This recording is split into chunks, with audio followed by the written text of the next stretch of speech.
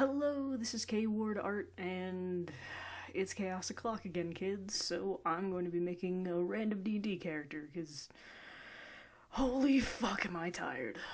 So, I'm on whothefuckismydndcharacter.com, and we're going to click this link. We're going to see what it gives us. Hypercritical half-elf Warlock from the Iceberg Sea who is completely and utterly tone-deaf. Alright, so starting off with this, my first instinct when I saw tone deaf wasn't... Okay, so the website probably meant tone deaf in a way that, like, you can't sing a song or you can't play any music, but I immediately read it as this person, this creature, is so tone deaf, so judgmental, that they just don't understand any conversation that has ever happened ever. So they'll just butt in rudely with their own judgmental comments regardless of what's happening in the situation. You can tell that I'm using Adora stock for the pose here. Absolutely love Adora stock. If you're not familiar, where have you been on the internet for the past 5 years? They're fantastic and they do amazing poses.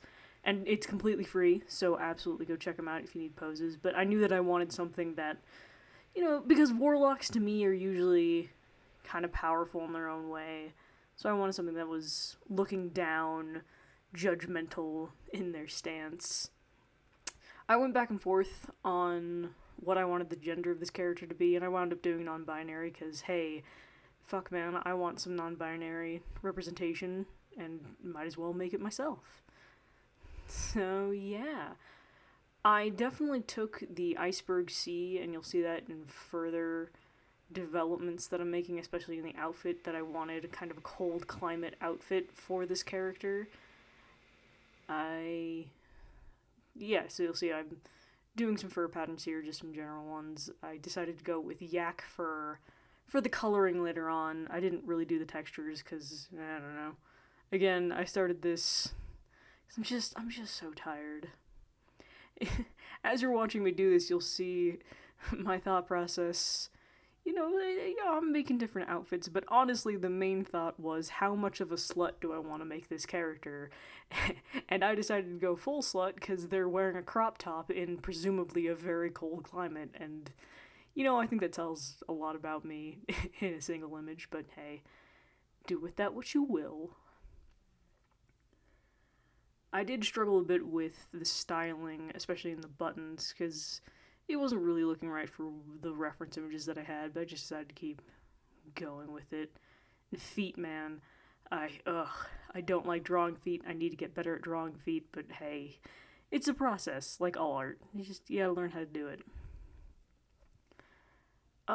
For the ears, I also struggled with those a little bit. I didn't record a lot of that, I don't think, but with half-elf ears, I always feel like I want them to be more pointed than what I wind up making them. Even in this, okay, so the logical part of my brain that sees the D&D art makes me want to do smaller, human proportioned ears, and then just have little points at the top, like almost like hobbits. But the silhouettes of the long pointed ears are so very good. I love them so, and it's a good time to have the long pointed ears, and it makes the silhouette look cool. But oh well. I hand drew a chain because apparently I still don't use my effect brushes that I've downloaded. I have several chain brushes, but I don't know why I make things more difficult for myself, but again, whatever. Part of the process, I guess. One of the biggest things, too, when I was thinking of, like, backstory for this character, especially for Warlock, I knew that I wanted sugar baby vibes, because let's be real, all Warlocks are just sugar babies. They really are. I've played a Warlock. She was a sugar baby. It's fine. It's totally fine. And I'll bring it up again once we get further into the design, but I decided that I wanted the patron to be almost like a cross between an octopus and a serpent that's living in this ice sea that the sugar baby made a deal with, and I decided that this character, because they're so judgmental, because a lot of the time half-elves are wanderers. They get like kicked out of both human and elven society, so they just kind of go off on their own. But in my kind of headcanon for this character, I decided that they were going to be accepted by their elven parentage, and so their elven parentage made sure that no, this is my heir, this is the person that's going to take up my legacy, so you were going to respect them.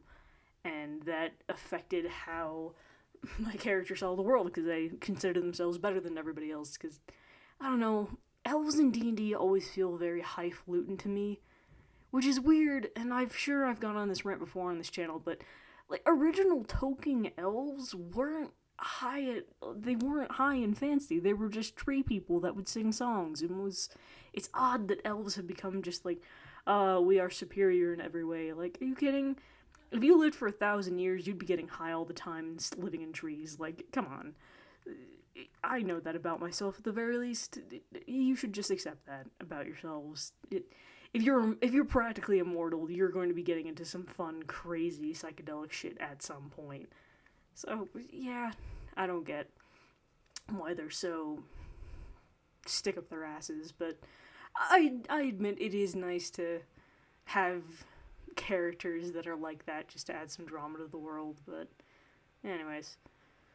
So I start coloring and fuck, the skin tones are just terrible. I'm terrible at skin tones, but I wanted kind of a paler Caucasian look for this character.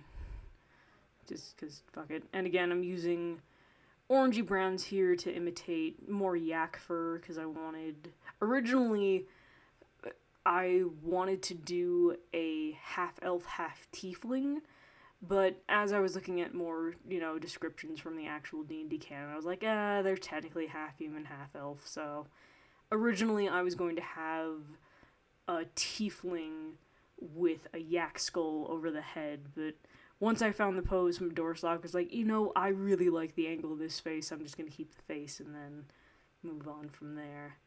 Sorry about the flashing, I was watching Critical Role while drawing this because, listen, I'm a basic D&D nerd and I love me some Critical Role while I'm drawing half-elves. Sue me.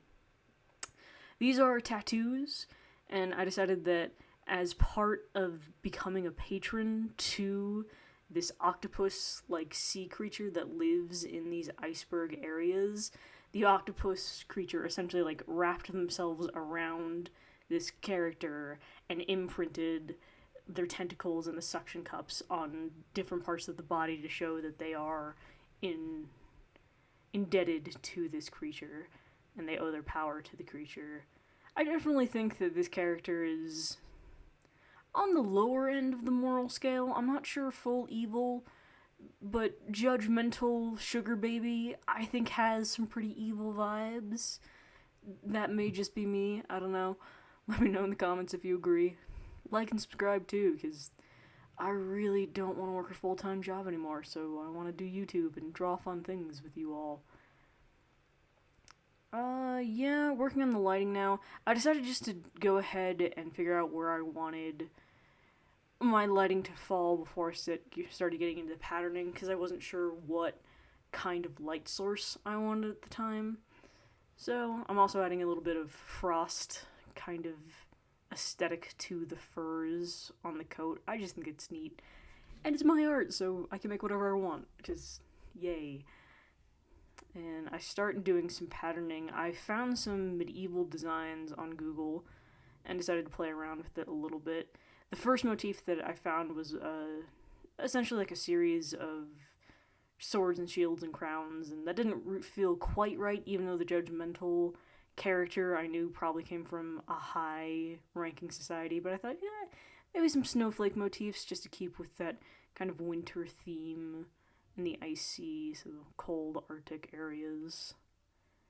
And you just get to watch me freak out about my layers because I did it dumb and didn't label my layers. Label your layers, kids. I beg of you. Learn from my mistakes.